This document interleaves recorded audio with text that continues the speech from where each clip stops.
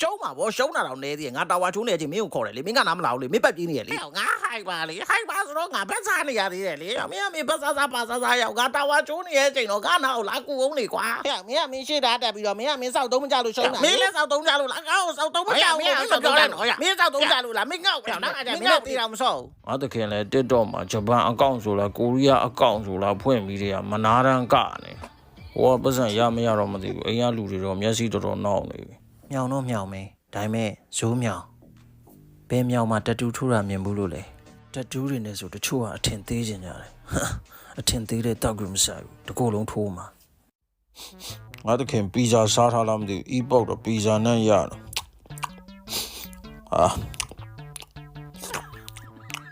လက်ကလေးမှာတော့အနက်ကြံတယ်ဟဲ့ဂျေးဟေးဘာလဲ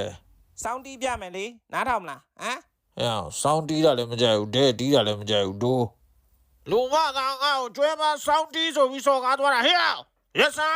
ငါမစင်းစားလိုက်မိဘူးချက်ချင်းဟဲ့ရဲ